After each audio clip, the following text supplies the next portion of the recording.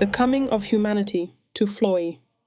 When the 11th era, Mankinid, began, fragments of humankind broke away from the dominion of the Commonwealth located in the great crater of Mundus Fractura. Through the perilous subterranean veins of Mundus Infra, they fled, seeking freedom, a thing they had never truly known. Most were claimed by the endless dark, their bones left in the black tunnels beneath. Yet in time, one of these many refugee groups, but a small band, scarcely a few hundred souls, stumbled upon the hidden halls of the dwarves of Loch Atuath, deep beneath the northwestern breathless peak mountains of Floi. The dwarves, moved by pity and a perceived kinship, named these weary wanderers Mora Co Ogaishien, our big cousins, and took them in, showing them their ways. From those caverns of stone and forge fire, the dwarves guided their new cousins toward the surface. There, upon the fertile lands of Floi, humankind took root once more. Under dwarven tutelage they raised their first halls, carved steadings from wild earth, and learned of God's law and craft. The truths that bind all folk who would endure.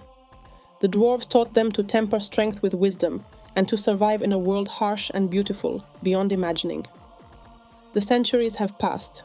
The scattered humans of Floi have grown into 8 mighty jarldoms, each tied to land and sea, bound always to the dwarves by bonds of family and blood. The dwarves regard them as younger kin, impetuous, fleeting, yet brimming with promise. In turn, humans look to the dwarves as steadfast elders, stern, enduring, and eternal as the halls of stone, which they call their home. The year is now 732 of the 11th era, or the year 1545 and 1 by dwarven reckoning. The humans of Floi stand proud, no longer refugees of the commonwealth of the great crater, but a people of their own, forged by toil, tempered by blood, and forever welcomed by their dwarven cousins. And so we begin our tale. The Hall of Skull and Bowl. Everybody ready? Yeah. Okay. We're back.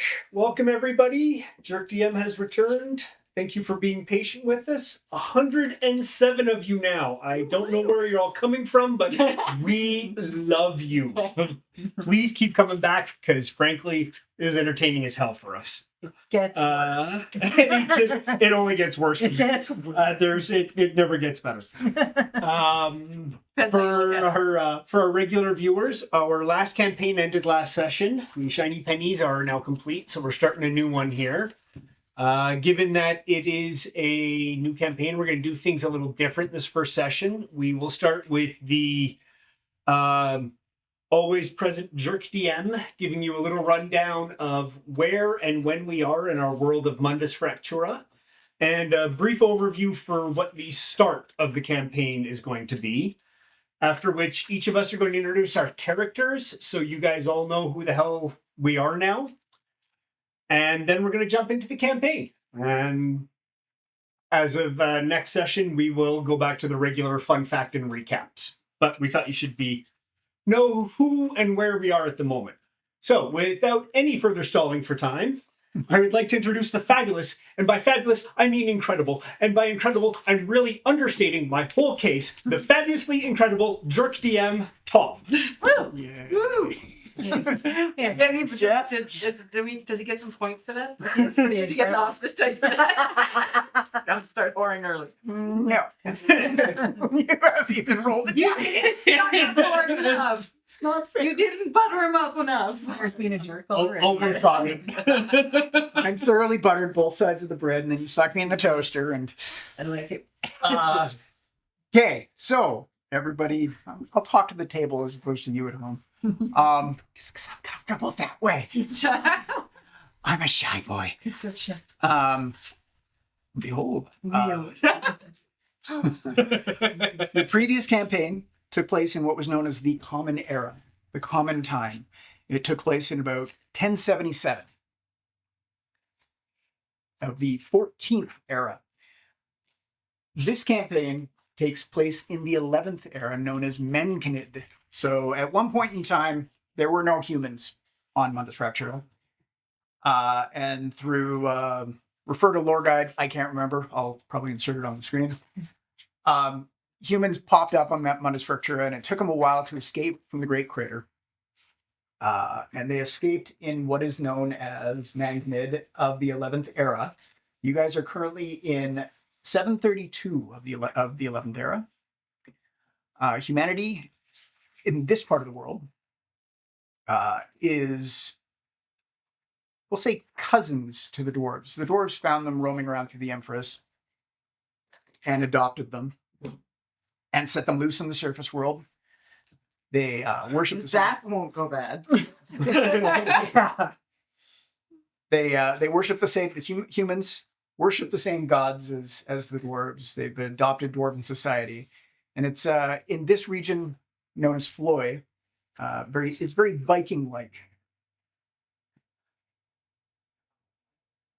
The players have chosen not to play any of the races friendly to humanity or the dwarves. So my dude's. I thought Smashes wasn't bad. She's not friendly, but she's not one of the prevalent races. The most prevalent races in this area are the dwarves, humans, followed. And give me a second here. I'll probably have to do a hiccup in editing, but where am I here? Sorry, there's notes at the wazoo, guys. I'll never forgive you. I know. The ERIN, which is a bird species. There's a little bit of Felidae, not much. Elves are almost unheard of in this region. The other major races are the orcs, the goblins. There are also ogres, a few trolls, but they're not organized into societies. They're just kind of roaming around the countryside, feral. The humans have had a chance to set up, and they are now the dominant surface species. Ew. I know, right? You've let him out. What happened? He'll be expected. I will leave it to you guys to introduce your characters, and if you want to give a little bit of a backstory, I'm going to play off of that after you've done that. So whoever wants to jump in, jump in. Last. I'll go first. So I am playing a Felidae of the Pantheid subspecies. In fact, one of the tigers. So he is very big, almost bordering on large. He's also extremely floofy. He stands 7'2", 7'6" with the fur, and weighs 318 pounds. All muscle. He is just giant.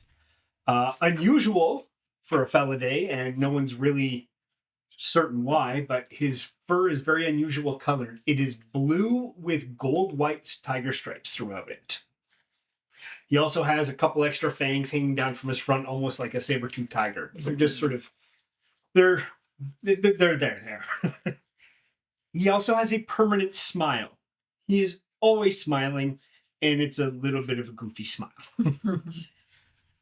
He was born with wanderlust, always wanted to explore, and as soon as he was old enough, he headed out into the world. He ended up in Fiol, where most people were not friendly and were a little bit racist toward him. But he understands that people don't like him, but he doesn't quite get why or anything. That's a little bit mysterious to him. He did find work as a dock worker, however, with a harbor master who is, while not exactly friendly, is a little more open to as long as you're doing your job. And during his time there, he met another who knew all about psionic powers and turned out he had an affinity for it and became a psionic disciple. He couldn't find a place to stay in town. Nobody would rent to him, so he tended to stay outside of the city at night. And one night, he happened upon an elf near his hiding spot. And they became friends, and then they started traveling together. And that's where the next one takes over. Why did you have to do so much? Now I have to feel. Don't feel pressure. Do as much or as little as you want. As little as you want. You don't have to tell him. Yeah. Whatever you want. I am Eleanor. She is an elf. She's 113 years old. She grew up in a noble family, but because of an arranged marriage, ran away. And she ran. Smart. And so far. Sorry, couldn't help it. I couldn't resist. But they kept chasing her, and when she saw an opportunity where a random portal was left open, she thought it can't get much worse than this, and she jumped through it just to get away. Nobody goes around the portal. Yeah.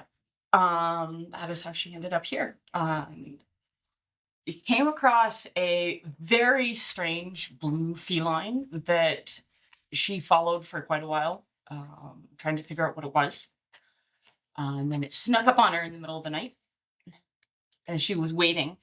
But she's kept away from most of the towns here. A little bit nomadic, but she's about 5'7", has very, very long hair, and I will leave the color for a fun fact for later. All right.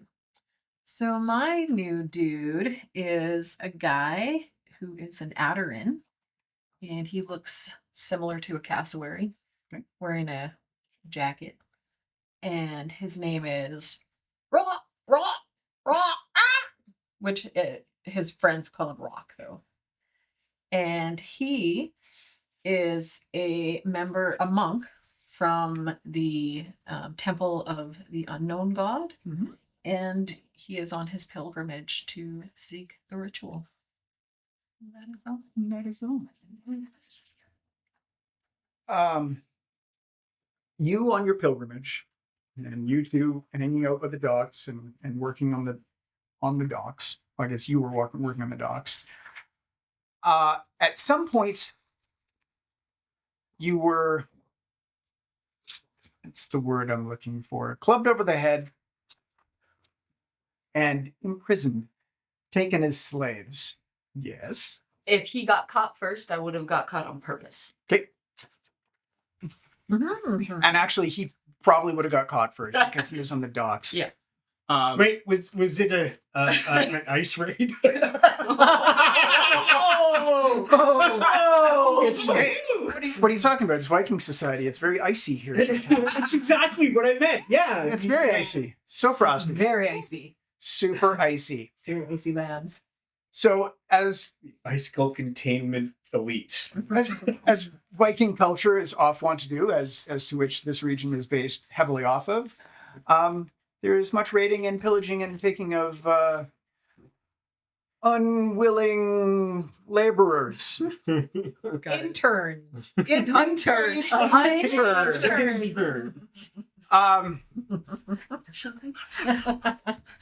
Jesus, we've been more political in the first 10 minutes of this campaign than we ever have. Unpaid interns. The last thing, sorry, and your name again was? Moji. Moji. I'm going to forget 1,000 times. That's I'm fine. going to ask and I apologize. You sound like a delicious, Japanese dessert. Yeah. So fluffy and fluffy. He's so fluffy. Yeah. Moji, the last thing you remember is you were unloading or reloading. You were doing something that dock workers do, a dwarven longship. When you heard some scampering behind you, as you turned around, all you remember seeing is a large club, and then nothing. Eleanor? Yep. I might even remember Oh, Eleanor. wait, I should write this down. Moji, Eleanor, and Rock. How do you spell emoji? It's spelled M-O-J-I. Pronounce it M-O-E-G-E-E. Moji. Okay. I'm gonna call you Momo. And you're Eleanor? Eleanor. Moji is Japanese dessert. Eleanor Rigby, and Rock. No, Yeah. he would be Mochi if he was a Japanese dessert, which is also a cute squishy. Moji, he's a Japanese. I gotta remember this. Doesn't And matter. Rock. Correct. Rock. When you're a cassowary, which is essentially a dinosaur, so you're a rock monster. I am a rock monster. A rock monster. Yeah. They're just an imaginary creature from an imaginary country. Don't worry. Welcome back. We love it. This is the stuff that you miss, isn't it? It's a shit show already. I love it. Okay. Rock, Yes. similar experience to Moji. I'm offended because only my friends call me Rock. Sorry, what's your full name? Just kidding. Just kidding. No, you can call me. I can call you Rock. You can call me. And you can call him Al. Yeah. You're almost Al. Rock, similar experience to Moji. I was seeking the ritual, meditating. You were seeking a ritual and meditating when you heard the pitter-patter of dwarven feet behind you. You think it might have been dwarven. Could have also been human. They sound very similar. Okay. You turned around to see a large bearded person behind you, Okay. and boom, stars. All right. Your eyes flutter open. You don't know how long you've been unconscious, asleep. You're not entirely sure. There's a weird sour taste in your mouth. Moji, your blue fur is matted down as though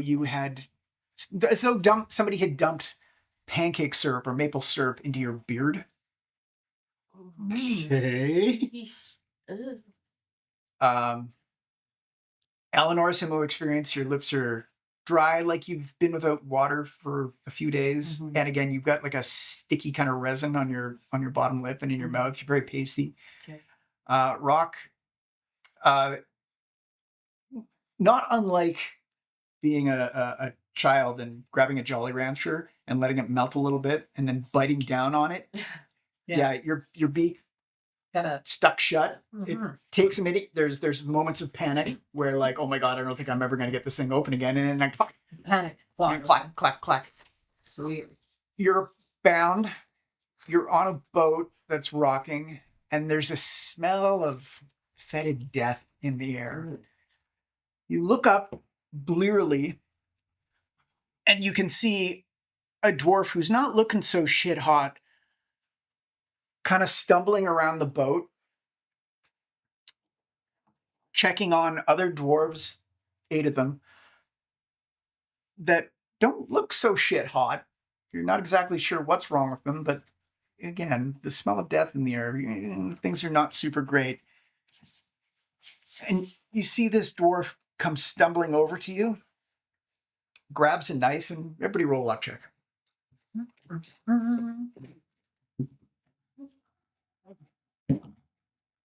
10. 4. Nat 20 for a total of 19.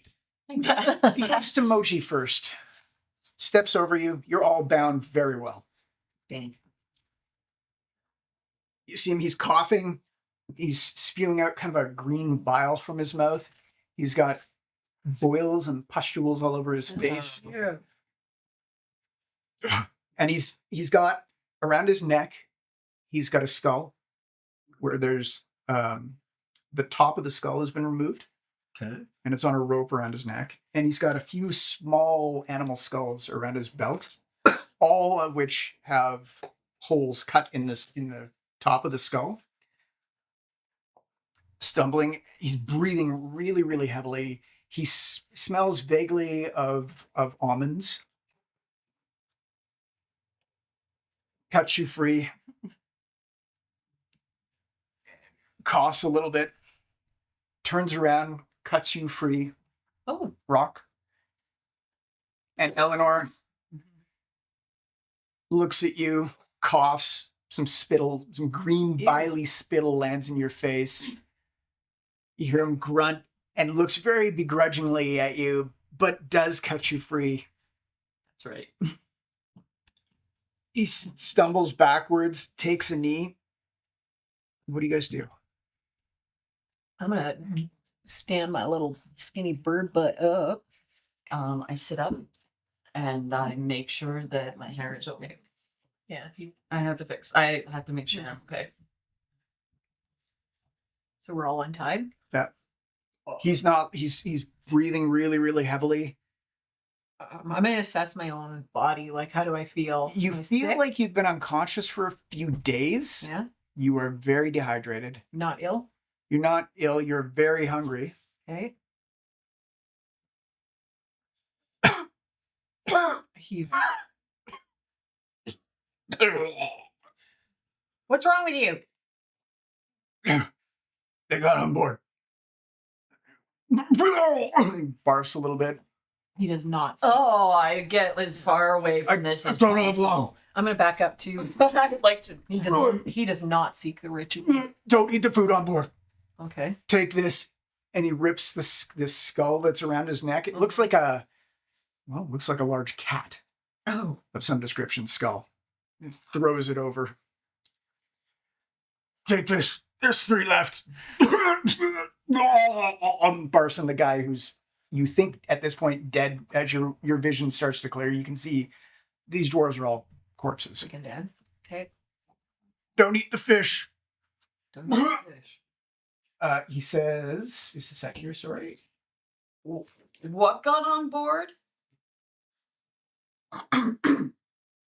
Sorry, I just need to find a name. There he is. Wrong voice. That was flip flop.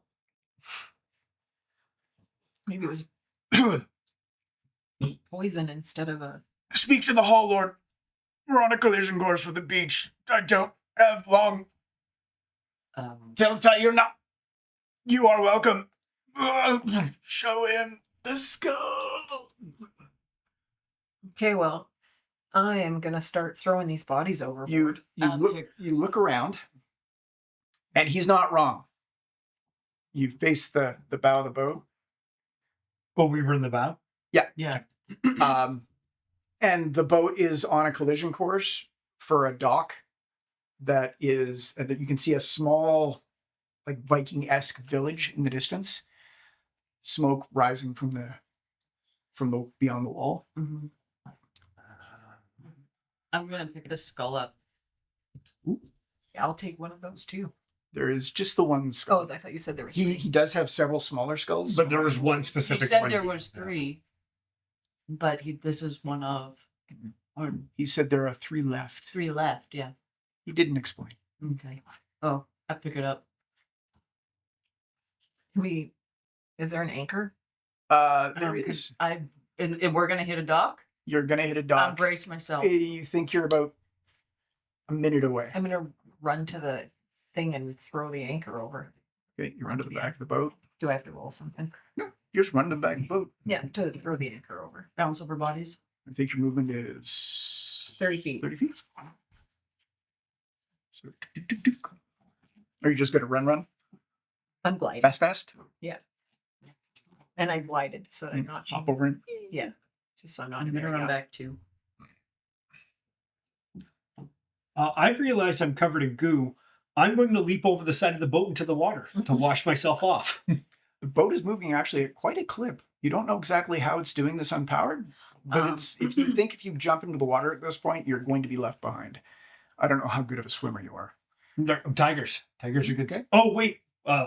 Swim. Right. I don't technically have it as a I show back over my shoulder. Get to the back of the boat, Momo. Yeah, because if we're gonna hit, might as well be at the back. Yeah. Were you Well, throwing, I'm gonna throw Sounds the like anchor. you- were you gonna throw the anchor over? Yeah, and then we can brace at the back. At least there's Mhm. far away Hey. from impact. You lift up the anchor. It is very heavy. Make a strength check, please. Can I help her? You absolutely can. So you have to make a strength check. 5. 18. I throw the anchor over. You throw the anchor over with, And I cheer. with his terrible help. Yeah. So you Go and you grab it. think normally that a couple people Yeah. actually pick this up Yeah. and throw it overboard. You are in a, just so you understand the surrounding, you're in a fjord, basically a lake. Yeah. You don't know if the water is saline or not. Tall mountains in the distance. And you look like you're heading for some sort of an island, it looks like. Everybody can roll initiative. Everybody rolls initiative. Sorry, you guys roll initiative. My bad. I'm I'll sorry. do it. I threw the thing over. 4. You guys go first. You don't know what's going on, but you can see the corpses twitching. Oh God. Oh God. Okay, and the anchor is in the water now? And the anchor is in the water.